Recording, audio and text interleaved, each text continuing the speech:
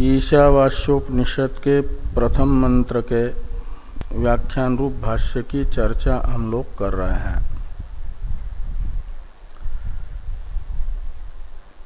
ईशावास्यम इत्यादि मंत्र का व्याख्यान करते हुए भाष्यकार भगवान प्रत्येक पद का अर्थ बता रहे हैं। उसमें प्रथम पद है ईशा।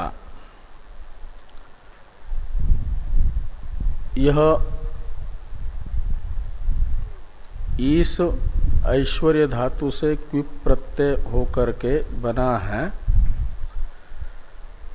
ईट शब्द प्रथमा का एक वचन क्विबंत इस धातु का रूप, और तृतीया में ईशा बन जाता है। इसे कहा भाष्यकार भगवान ने ईष्टे इति ईट तेन ईशा, इस वाक्य से, यानी ईशन करने वाला, शासन करने वाला, ये अर्थ ईट शब्द का निकलेगा ईश्वर रूप से। अब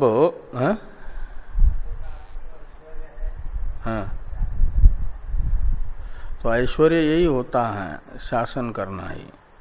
अनीश्वर शासन थोड़ा ही कर सकता है। शासकत्व ही ईश्वरत्व है। हाँ, जो ईश ऐश्वर्य, ऐश्वर्य का अर्थ निकलता है सामर्थ्य, और जो समर्थ होता है वही शासक होता है। असमर्थ शासन नहीं कर सकता। इसलिए ऐश्वर्य का अर्थ नियमन, शासन, हाँ, वो भी है। तो ये जो नियामक है ईश्वर, शब्द का अर्थ निकला नियामक। इसे अब भाष्य में जो ईशिता परमेश्वर परमात्मा सर्वस्य यह वाक्य आ रहा है, ईशा इस पद का ही व्याख्यान रूप। इसका अवतरण लिखते हैं टीकाकार एक शंका के रूप में। टीका में शंका है, ननु कर्तरी क्विप विधानात् परमात्मनश्च अविक्रियत्वात् कथम क्विबंत शब्दवाच्यता इति तत्र आह ईशिता इति। तो ननु यानी शंका है।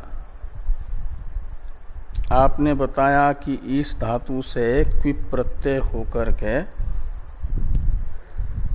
ईशा ये तृतीया का एक वचन बना है, लेकिन ये जो इस धातु से क्विप प्रत्यय होगा वो किस अर्थ में होगा? तो कर्तरी क्विप ये एक पाणिनीय सूत्र है। वो बताता है कि क्विप प्रत्यय कर्तरी कृत एक सूत्र है। वह सूत्र बताता है कि कृत संज्ञक प्रत्यय कर्तार्थ में होते हैं धातु से। तो क्विप प्रत्यय कृत संज्ञक होने से इस धातु से कर्ता अर्थ में आएगा, और वह बताएगा अपनी प्रकृति के अर्थ के कर्ता को। तो क्विप प्रत्यय की प्रकृति है इस धातु, उसका अर्थ है ऐश्वर्य रूप क्रिया, नियमन रूप क्रिया। और ये जो नियमन रूप क्रिया है उसका कर्ता, ये क्विप प्रत्यय का अर्थ निकलेगा। इसलिए प्रकृति और प्रत्यय दोनों का मिलकर के अर्थ निकलेगा ईशन कर्ता, ईशिता, ये अर्थ निकलेगा। तो ईशन कर्तृत्व ये प्रवृत्ति निमित्त हो जाएगा ईट शब्द का।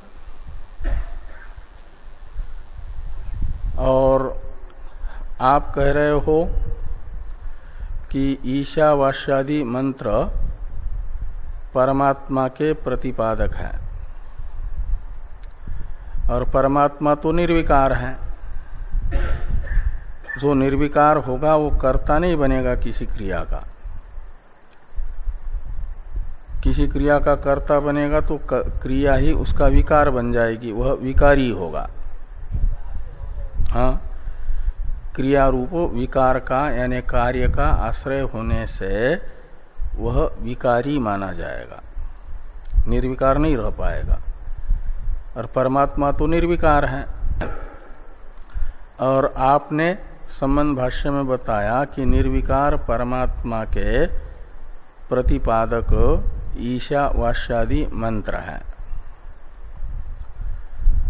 और ईशावास्यादि मंत्र का व्याख्यान करते समय आप ईश शब्द से कर्तार्थ में क्विप प्रत्यय करके यदि ईशा यह तृतीयांत रूप बनाते हो तो वह तो विकारी अर्थ को बताने वाला हो जाएगा, ईशन क्रिया के कर्ता को बताने वाला हो जाएगा, यानी विकारी अर्थ को बताएगा, निर्विकार परमात्मा को थोड़ी बताएगा। तो निर्विकार परमात्मा परत्व जो ये इन मंत्रों में बताया जा रहा है वह अनुपपन्न होगा, उसकी अनुपपत्ति विषय की शंका है। यही लिखा है कि कर्तरी क्विप विधानात, कर्तरी क्विप विधानात में एक बीच में एक क्वी ज्यादा लग रहा है ना, शुरू वाला क्वी और बाद में जो आधा ब है उतना ही रहना चाहिए। बीच में क्वी और ब के बीच में जो क्वी है ना वो नहीं होना चाहिए, इसमें छपा है। तो क्वी विधानात ऐसा ही होना चाहिए। तो परमात्मनश्च अविक्रियत्वात्, तो कर्तार्थ में क्विप का विधान हुआ है कर्तरीकृत सूत्र से, और परमात्मा तो अविक्रिय है, निर्विकार है। तो कथम क्विप शब्द वाच्यता, क्विबंत शब्द वाच्यता, तो क्विबंत जो ईट शब्द है उसका वाच्यार्थ परमात्मा कैसे बनेगा? परमात्मनः क्विबंत शब्द वाच्यता कथम, ऐसा आक्षेप करना कि परमात्मा में क्विबंत ईट शब्द का वाच्यार्थत्व कैसे सिद्ध होगा? क्योंकि परमात्मा तो निर्विकार है और क्विबंत इस धातु बताएगा नियमन रूप विकार से युक्त पदार्थ को, विकारी पदार्थ को। इस प्रकार की शंका हुई तो कहते तत्र आह, यानी इस प्रकार की शंका का समाधान करने के लिए भाष्यकार भगवान ने लिखा कि ईशिता परमेश्वरः परमात्मा सर्वस्य, तो सर्वस्य ईशिता परमेश्वरः परमात्मा ऐसे लगाना। तो परमात्मा सर्वस्य ईशिता, परमात्मा सबका नियामक है, ईशिता है। कैसे आपको ज्ञात हुआ? हाँ, ईशन करना यानी नियमन करना। यह नियमन अर्थ में ऐश्वर्य शब्द है। तो नियमन है सारे जगत का स्व संस्कार के अनुसार नियमित प्रवर्तन निवर्तन, ईश्वर सर्वभूतानाम हृद्देश अर्जुन तिष्ठति भ्रामयन सर्वभूतानि यंत्रारूढ़ानि मायया। हाँ, यहाँ प्रेरकत्व ठीक है, प्रेरणा ईशन हो जाएगा प्रेरणा, नियमन प्रेरणा, हाँ कोई शासन, ये सब एक ही इसमें आ रहा है। तो नियम से अपने अपने स्वभाव के अनुसार कार्यों में प्रवृत्त करता है या निवृत्त करता है परमेश्वर प्राणियों को। वो भी हाँ आगे यही बताया जाएगा, वो अंतर्यामी होने से वो नियमन करता हो सकता है, ईशन करता हो सकता है।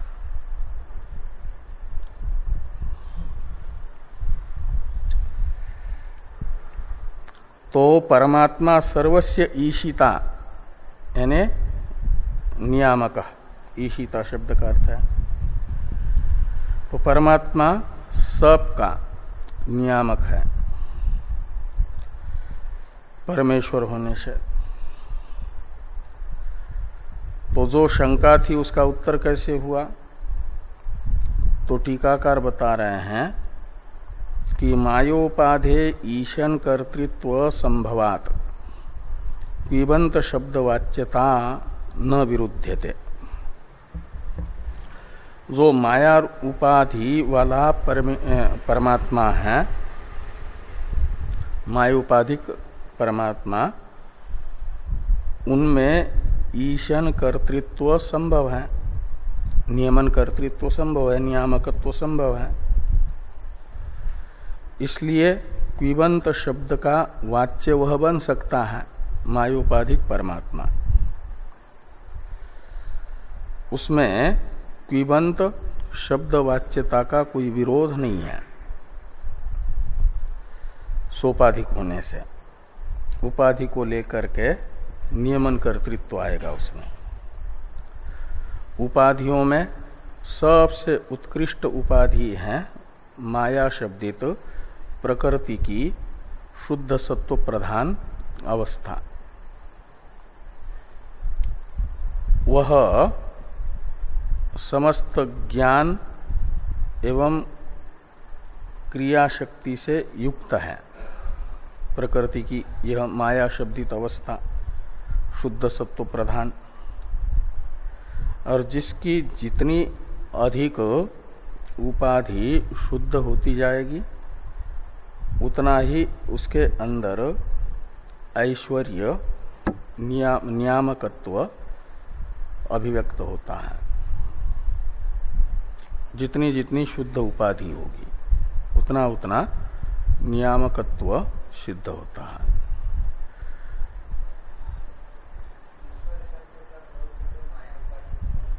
हाँ नहीं, हाँ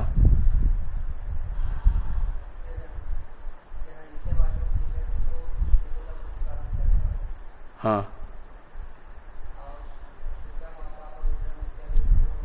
हाँ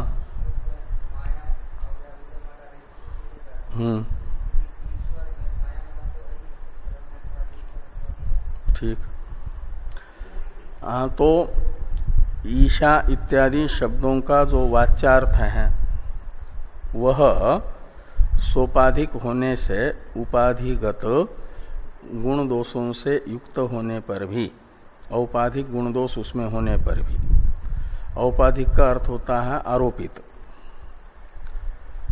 और लक्षार्थ जो है वह शुद्ध ही है।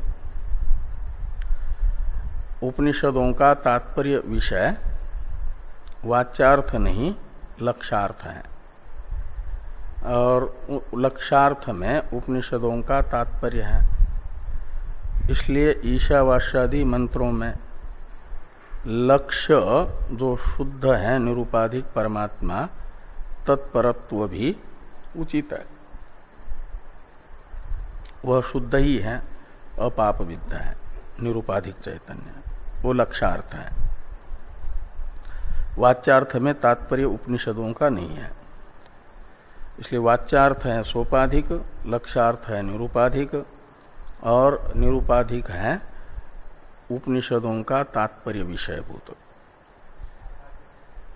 हाँ हाँ, इसलिए उपनिषदों में शुद्ध अपाप विद्धादि जो आत्मयाथात्म्य है तत्प्रतिपादकत्व उपपन्न होता है लक्षणावृत्ति से, शक्ति वृत्ति से नहीं। तो मायोपाधे ईशन कर्तृत्व असंभवात क्विबंत शब्दवाच्यता न विरुध्यते। तो मायोपाधिक जो चैतन्य है उसमें क्विबंत ईट शब्दवाच्यता का कोई विरोध नहीं है, उसमें ईशन कर्तृत्व बन जाएगा, नियामकत्व सिद्ध होगा। और निरूपाधिकस्य च लक्ष्यत्वं भविष्यति, और जो निरूपाधिक है वह ईशा शब्द का लक्ष्यार्थ होगा। क्विबंत ईश शब्द का वाच्यार्थ मायोपाधिक चैतन्य, लक्ष्यार्थ निरूपाधिक शुद्ध ब्रह्म, वो लक्ष्यार्थ है इस शब्द का। और जो लक्ष्यार्थ है वह इन मंत्रों का तात्पर्य विषय है। इसलिए मंत्रों में निरूपाधिक निर्विकार ब्रह्म प्रति परकत्व का कोई विरोध नहीं हो रहा। परमात्मा का निर्विकारत्व भी बना रहता है, और ईश शब्द का क्विबंत ईश शब्द का वाच्यार्थ मायोपाधिक परमात्मा बन भी जाता है। इसलिए शक्यार्थ और लक्ष्यार्थ दोनों की कोई अनुपपत्ति नहीं है। ये यहाँ पर ईशिता परमेश्वर परमात्मा सर्वस्य इस वाक्य से भाष्यकार भगवान ने बताया। अब ये जो परमात्मा सर्वस्य ईशिता ये कहा था, इसी का उपादन किया जा रहा है सही सर्वम इष्टे इत्यादि वाक्य से भाष्य में। तो भाष्य में है सही सर्वम इष्टे, स यानी वह मायोपाधिक चैतन्य परमेश्वर शब्दित जो ईश इस क्विबंत शब्द का वाच्यार्थ है, और वह सर्वम इष्टे सब का नियामक है। सर्वम इष्टे यानी सर्वम अनुशासति, अनुशास्ते। हाँ हाँ, आदादी होने से शब्द का लोप हो जाता। तो सर्वम इष्टे यानी सब का नियामक है।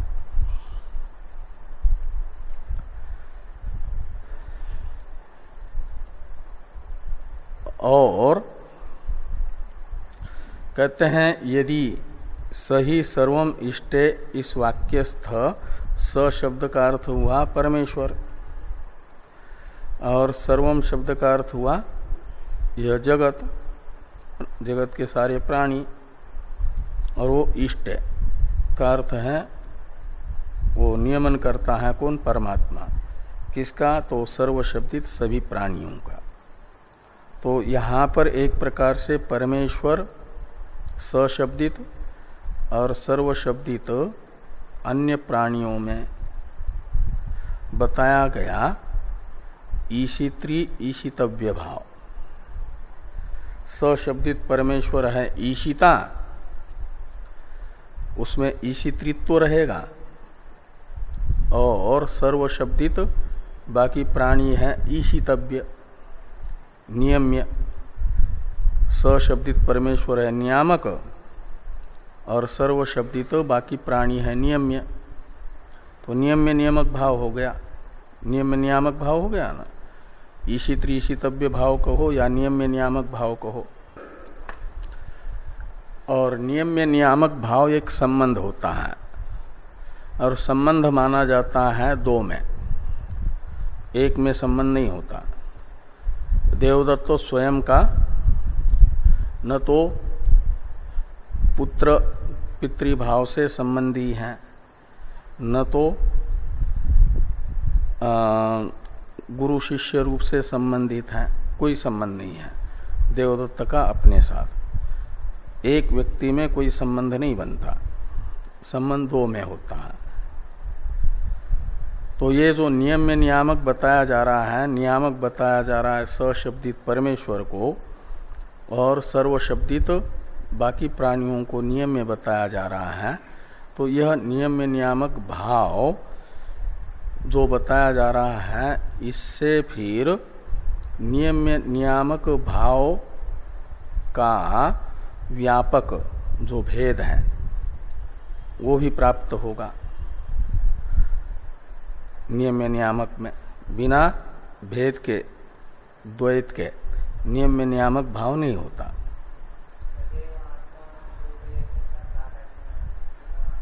हाँ?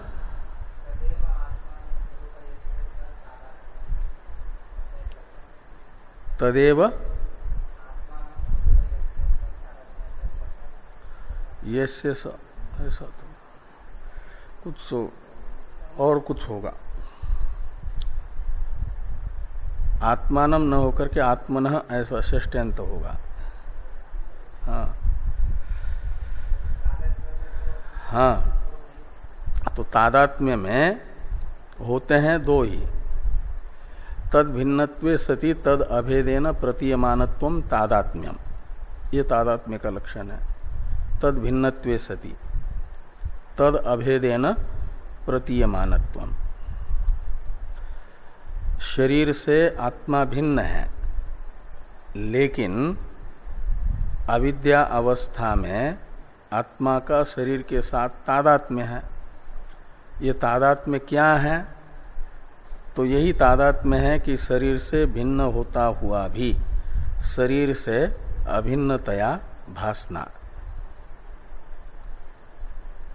तद भिन्नत्वे सति तद अभेदेन प्रतीयमानत्वम तादात्म्यम, यही आत्मा का तादात्म्य है शरीर के साथ। शरीर से वो भिन्न होता हुआ भी शरीर से अभिन्नतया प्रतीत हो रहा है, ये है तादात्म्य।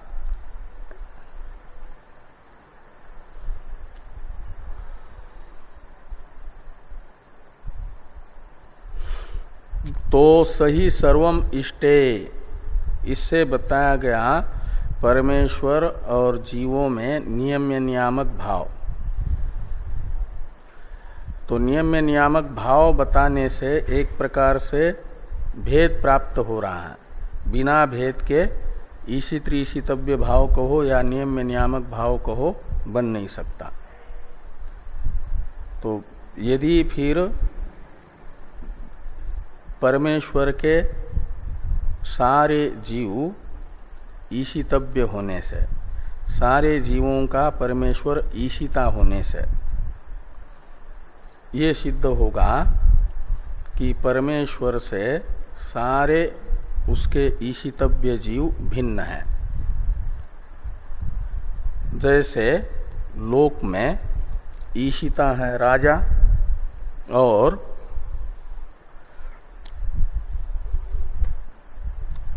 ईशितव्य है प्रजा। तो ईशिता राजा से ईशितव्य प्रजा भिन्न है, एक नहीं है, अभिन्न नहीं है। तो उनमें ईशित ईशितव्य भाव है। ऐसे ही परमेश्वर और जीवों का ईशित्री ईशितव्य भाव है। तो मानना पड़ेगा ईशिता परमेश्वर से उसके ईशितव्य जीव प्रजा के तरह ही भिन्न है। जैसे राजा ईशिता है, उसकी ईशितव्या प्रजा उससे भिन्न है। हाँ, तो ये पूर्व पक्षी शंका कर रहे हैं। तो इस प्रकार भेद प्राप्त होगा और इस भेद को यदि मानेंगे जीव ब्रह्म के, तो जीव ब्रह्म एकत्व रूप जो उपनिषदों का प्रमेय है वह प्रमेय सिद्ध नहीं होगा। ऐक्य परक है ना उपनिषद है, वो एकत्व सिद्ध नहीं हो पाएगा यदि क्विप शब्द वाच्यता स्वीकार करनी है, ईशिता मानना है परमेश्वर को, तो परमेश्वर और उसके ईशितव्य जीव इन दोनों का भेद प्राप्त होगा। ये तो सिद्धांती कहेंगे। जिनको ये मालूम नहीं है भेद कल्पित भी होता है, जिनके मत में ईशित्री ईशितव्य भाव भेद का व्याप्य है, भेद उसका व्यापक है और भेद एक ही प्रकार का है, सत्य ही है, वो लोग तो मानेंगे कि यदि ईशित्री ईशितव्य भाव है जीव और परमेश्वर में, जगत और जीव में, तो जीव परमेश्वर का, जगत जीव का, परमेश्वर का भेद ही प्राप्त होगा। हाँ, तो जो शंका करने वाले वो तो वास्तविक मानते हैं कि नहीं, द्वैतवादी, उनकी शंका है। तो सिद्धांती कहेंगे कि ये औपाधिक भेद होने पर भी वास्तविक अभेद का बाधक वो नहीं होगा। तो फिर वास्तविक अभेद है तो उसमें नियम में नियामक भाव कैसे होगा बिना भेद के? तो कहेंगे कल्पित भेद को लेकर के नियम में नियामक भाव कल्पित बन जाता है। ये सब सिद्धांती समाधान देंगे। लेकिन शंका करने वाले, जिनको जो वेदांत नहीं पढ़े हैं, जो सत्य ही भेद मानते हैं, वो तो सत्य भेद ही सिद्ध करना चाहेंगे। उस अभिप्राय से शंका, जब ये कहा कि सही सर्वम इष्टे, कि परमेश्वर सब का नियामक है, ईशिता है, और सब परमेश्वर के ईशितव्य हैं, ऐसा मानोगे तब तो क्या हो जाएगा कि ईशित्री ईशितव्य भाव प्राप्त हो, मानोगे तो भेद प्राप्त होगा। एक शंका है। इस शंका का समाधान करने के लिए भाष्यकार भगवान ने सर्वजंतुनाम आत्मा, ये एक विशेषण जोड़ दिया है। इस सर्वजंतुनाम आत्मा का अवतरण लिखते हैं टीकाकार इसी शंका के रूप में। तो अवतरण को देखिए टीका में, ईशित्रीशितव्य भावेन तरहि भेद प्राप्त इति आशंक्याः सर्वजंतुनाम आत्मा सन इति। वो मिल गया ना। तो ईशित्री ईशितव्य भावेन का मतलब जीव और परमेश्वर में, जगत और परमेश्वर में ईशित्री ईशितव्य भाव संबंध स्वीकार करने से ईशित्री ईशितव्य भाव संबंध का व्यापक भेद भी प्राप्त होगा। जैसे कहीं धुआं है तो अग्नि जरूर प्राप्त होता है, तो धुएं को देख करके उसके व्यापक अग्नि का अनुमान करते हैं ना, ऐसे ये अनुमान होगा। ईशिता परमेश्वर से उसका ईशितव्य जीव तथा जगत भिन्न है, ये प्रतिज्ञा रहेगी पूर्व पक्ष की। और हेतु होगा ईशित्री ईशितव्य भावात, भावात कहो या ईशित्री ईशितव्यत्वात् कहो। जैसे ईशितव्य प्रजा अपने ईशिता परमेश्वर से भिन्न है, ये दृष्टांत हो जाएगा। और ये इस अनुमान से पूर्व पक्षी सिद्ध करना चाह रहे हैं क्या कि वो भेद जगत परमेश्वर का और जीव परमेश्वर का ईशित ईशितव्य भाव संबंध को हेतु बना करके प्रजा और राजा को दृष्टांत बना करके भेद सिद्ध करना चाहते हैं। अनुमान से भेद सिद्ध करना यदि चाहेंगे तो भाष्यकार भगवान ने कहा कि सर्व जंतुनाम आत्मा सन, कहे परमेश्वर सभी प्राणियों का नियामक हैं,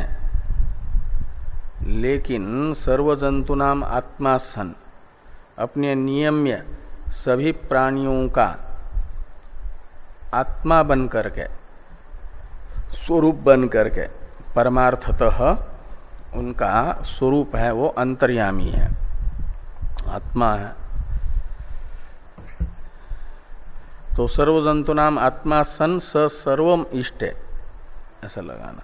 वो सबका नियामक है लेकिन सबकी आत्मा बन करके, यानी सबसे अभिन्न रह करके सबका नियामक है। का मतलब एक में ही ईशित्री ईशितव्य भाव कल्पित है।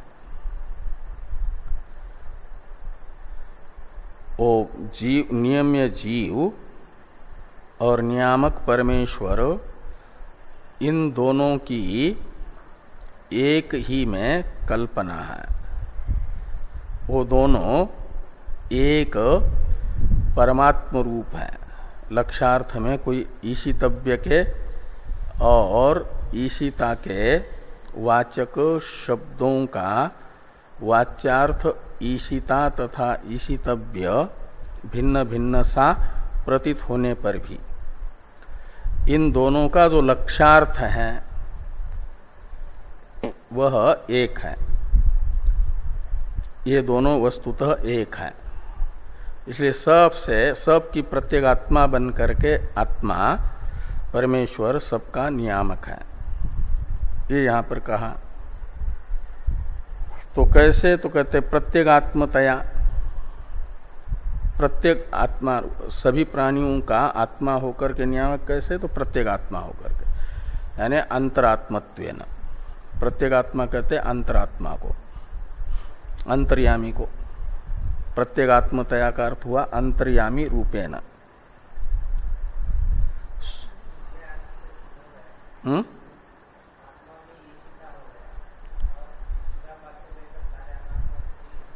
हाँ, ईशितव्य है वो।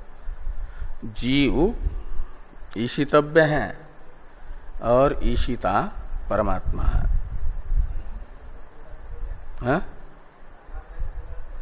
हाँ, उसमें नियामकत्व कैसे है? तो नियामकत्व बताने के लिए एक में ही कल्पित भेद को लेकर के नियम में नियामक भाव बनता है। इसे समझाने के लिए दृष्टांत बताते हैं टीकाकार। वो दृष्टांत को देखिए।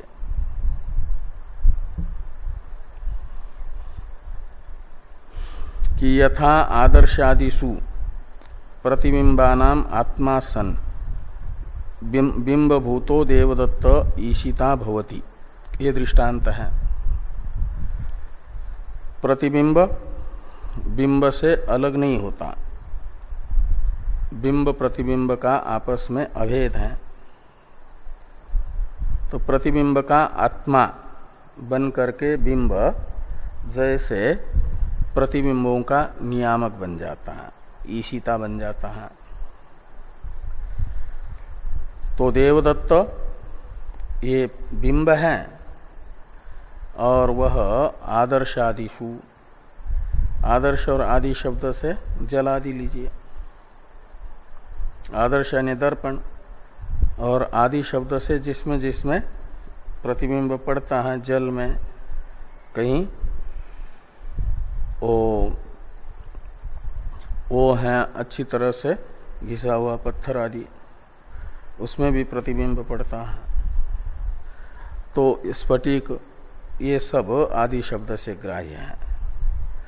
तो आदर्शादिषु इनके सामने, आदर्श आदि के सामने बिंब रूप देवदत्त जब आता है तो अनेक आदर्शों के सामने आ गया दर्पणों के, तो एक ही देवदत्त के अनेक प्रतिबिंब पड़ते हैं, इसलिए प्रतिबिंबा नाम बहुवचन है। और बिंबभूतः देवदत्त इसमें एक वचन है।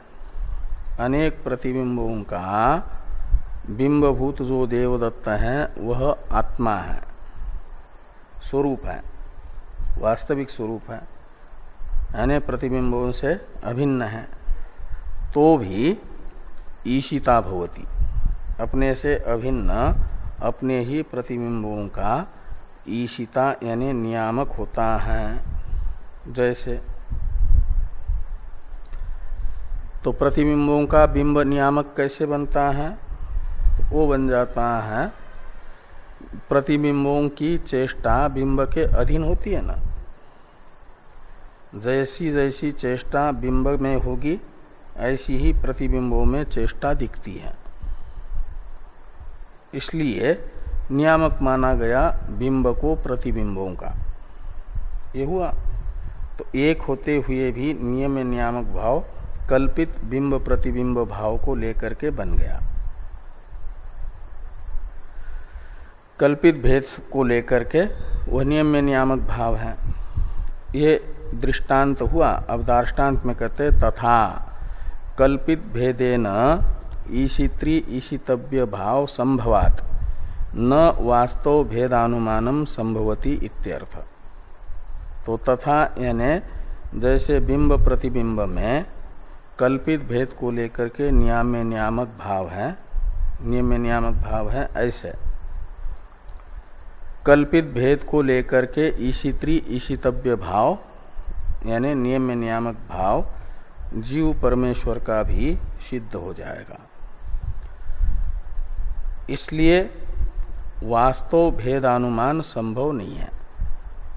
जो ये कहना चाहते हैं कि ईशितु परमेश्वरात् ईशितव्य जीव भिन्न ईशितव्यत्वात् ईशित्री राज्ञः भिन्न प्रजावत, ये जो बताना चाहते हैं अनुमान, यह अनुमान वास्तव भेद सिद्ध नहीं कर पाएगा। वो कल्पित भेद, तो कल्पित भेद जो है वास्तविक अभेद का विरोधी नहीं है, तो वास्तव भेदानुमानम न संभवती, इसलिए वास्तविक एकत्व भी सिद्ध होगा और ईशित्री ईशितव्य भाव भी कल्पित भेद को लेकर के बन जाएगा। इसलिए क्विबंत शब्द वाच्यता का कोई विरोध नहीं है।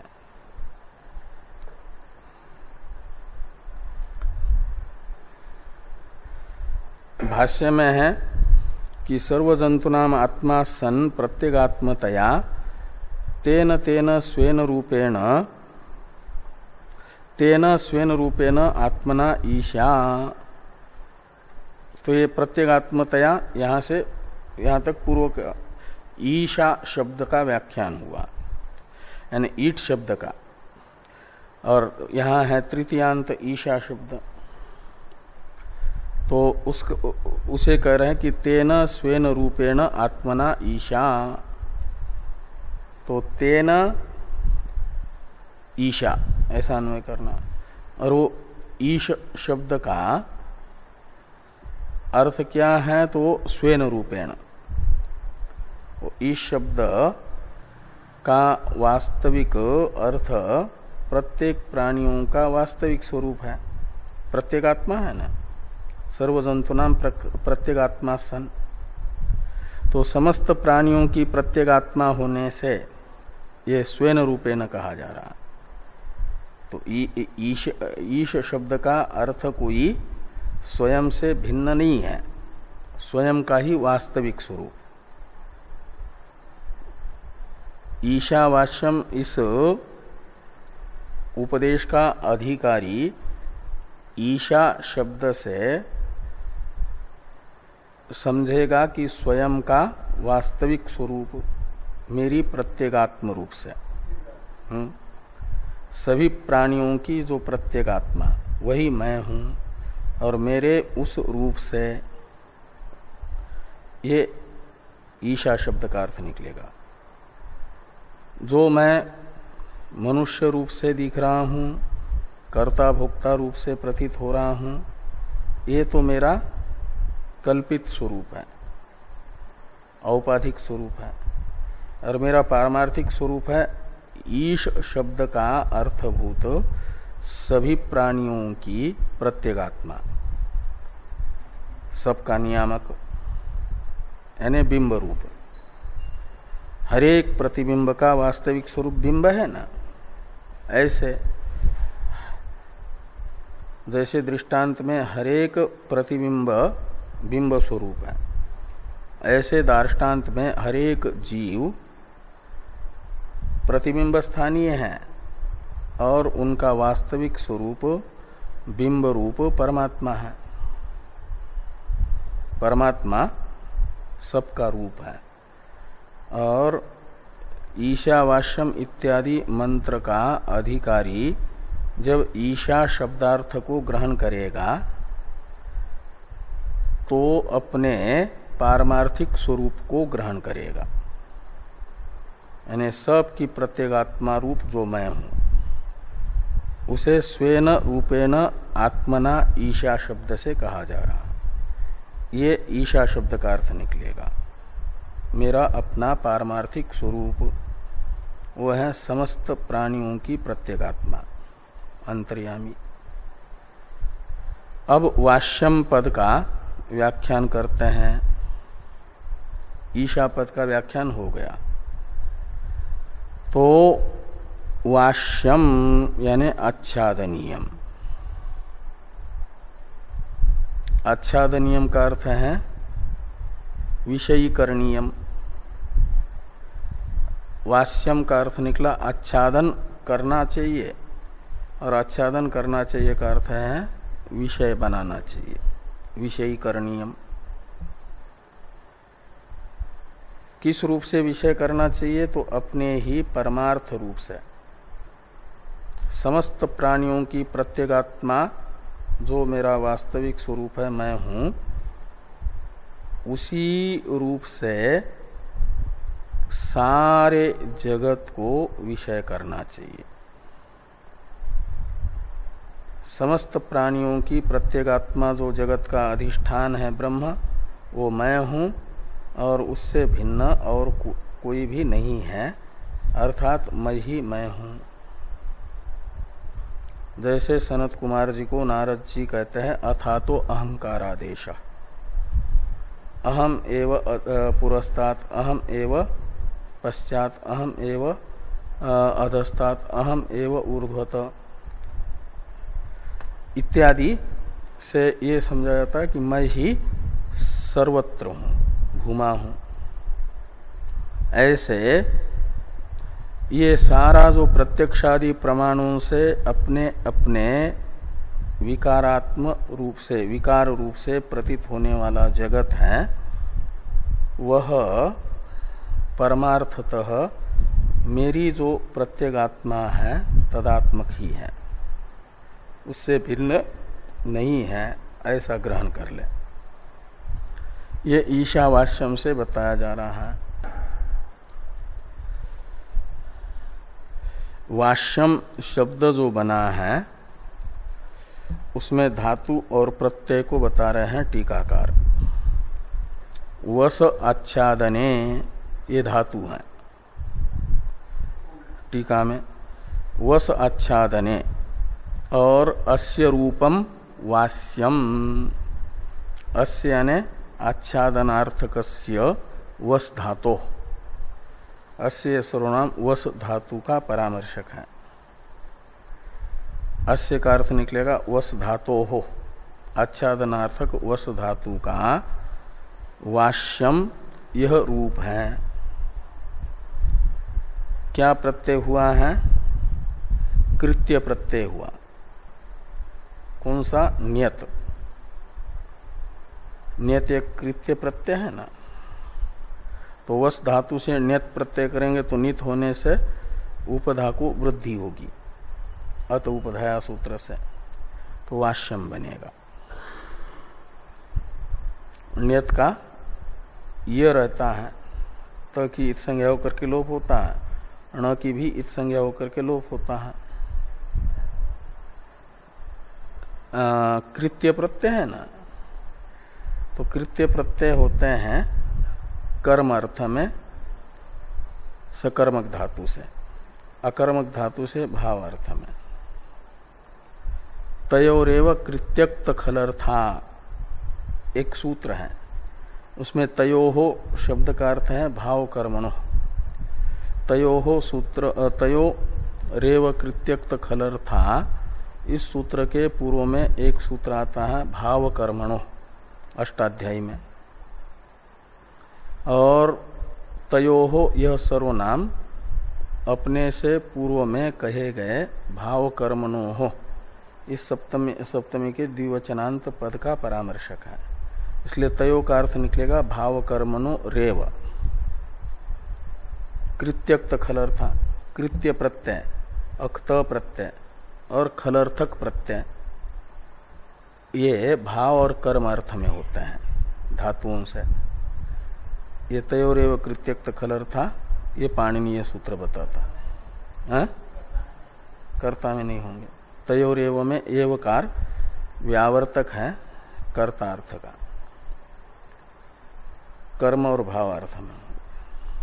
तो ये कृत्य प्रत्यय है, ण्यत प्रत्यय, इसलिए कर्म अर्थ में हुआ। वस धातु सकर्मक है, सकर्मक होने से हो जाएगा कर्म अर्थ में ण्यत प्रत्यय। इसलिए आच्छादनीयम, वाष्यम का अर्थ निकलेगा आच्छादनीयम। तो आच्छादन क्रिया के कर्म को पूछा जा रहा है। अनियर भी कृत्य प्रत्यय है, तो नियत प्रत्यय भी कृत्य है, तो नियत प्रत्यय का पर्याय अर्थक अनियर प्रत्यय को बता करके एक प्रकार से आच्छादनीयम ये कर दिया। वाष्यम यानी आच्छादनीयम, वाष्यम का अर्थ कर दिया आच्छादनीयम, आच्छादन योग्य है। आच्छादन में क्या धातु है? आंग उपसर्ग पूर्वक छद धातु है, नीच प्रत्यय करके छादी धातु बन जाता है और अनियर प्रत्यय हो गया। तो नीच का जो इकार है उसका लोप होता है नेर नीटी सूत्र से। अन इडादि अर्ध धातु प्रत्यय पर रहते नी का लोप होता है, तो आच्छादनीयम बन जाता है।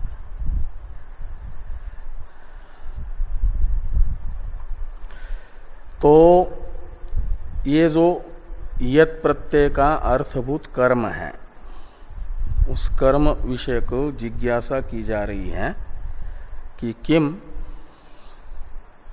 ईशावास्यम का तो अर्थ निकला प्रत्येक आत्म रूप से ग्रहण करने योग्य है। आच्छादन योग्य का अर्थ है ग्रहण करने योग्य है।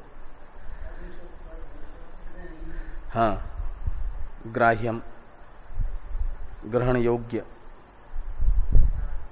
हाँ, ढकना, तो ढकना क्या है यहाँ पर? ग्रहण करना, यही ढकना है। परमात्म रूप से सारी वस्तुओं को ग्रहण करेंगे तो प्रत्येक वस्तु का जो अपना अपना रूप है वो ढक ही जाएगा ना। ढकना होता है, जिसको ढकते हैं वो गृहित नहीं होता, जिससे ढका है उसका ज्ञान होता है। किसी वस्तु को चद्दर से ढक देंगे तो चद्दर दिखेगी, ढकी हुई वस्तु नहीं दिखेगी, जिससे ढकते वो दिखता है। ऐसे यहां कह रहे हैं कि परमात्म रूप से ढक दो, का मतलब परमात्म रूप से ग्रहण कर लो। किसको किसको ढकना है? तो उसे पूछा जा रहा है किम, तो किम आच्छादनीयम, किम वास्यम, ईशा। तो ईश्वर रूप से किसको आच्छादित करना है? तो बताया जा रहा है इदम सर्वम। इदम सर्वम का अवतरण है भाष्य में किम, ये प्रश्न के रूप में। ईशावास्यम ने तो कह दिया कि परमात्म रूप से आच्छादन योग्य है, यानी ग्रहण करने योग्य है। तो क्या ग्रहण करने योग्य है परमात्म रूप से?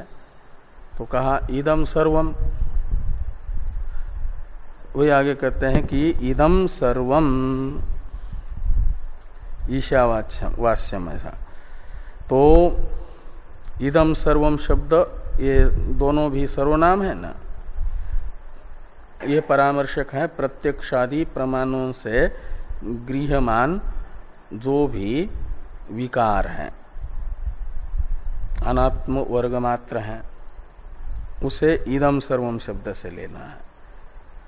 जो अविद्या अवस्था में अधिष्ठान का विवर्त स्वरूप प्रत्यक्षादि प्रमाणों से गृहीत हो रहा है भ्रांति में, अध्यास काल में, वो भ्रांति में प्रतीयमान वस्तुएं द्वैत यहां पर इदम सर्वम शब्द से लेना है। भ्रांत्या अनीश्वरतया प्रतीयमानम सर्वम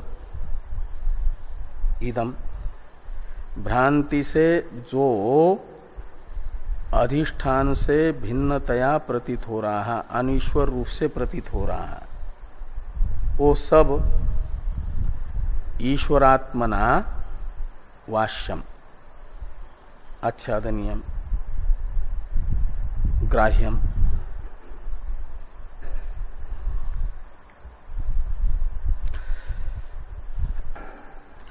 तो इदम सर्वम का ही अर्थ स्पष्ट करने के लिए द्वितीय पाद है यत् किंच जगत्याम जगत।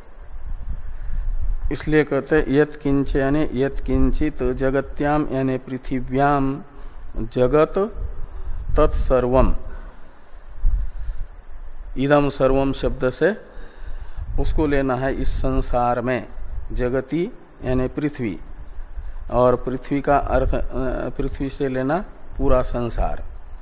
तो पूरे संसार में जो कोई भी वस्तु है वह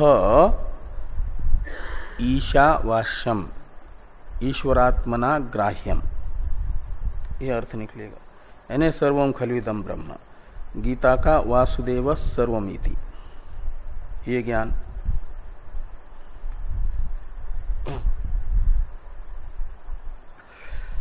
तो तत्सर्वम स्वेन आत्मना ईशा स्वेन आत्मना ईशेन प्रत्यगात्मतया अहम एव इदम सर्वम इति परमार्थ सत्य रूपेण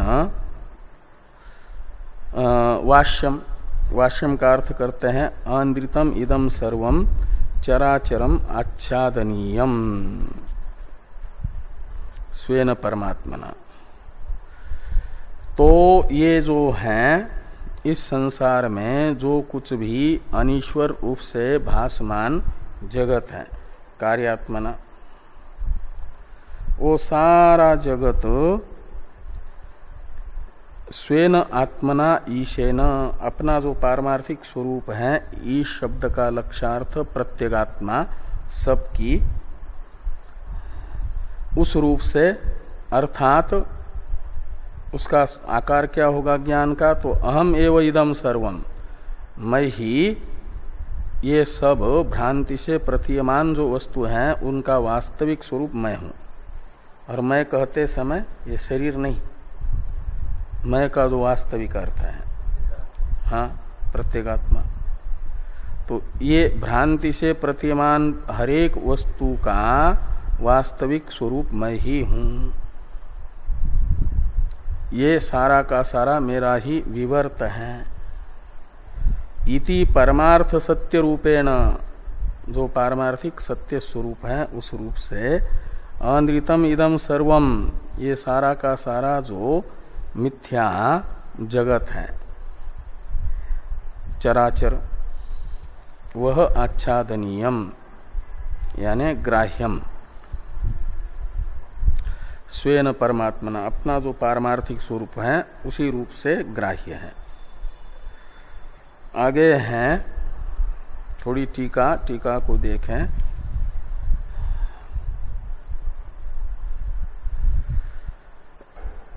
तत्वतः ईश्वरात्मा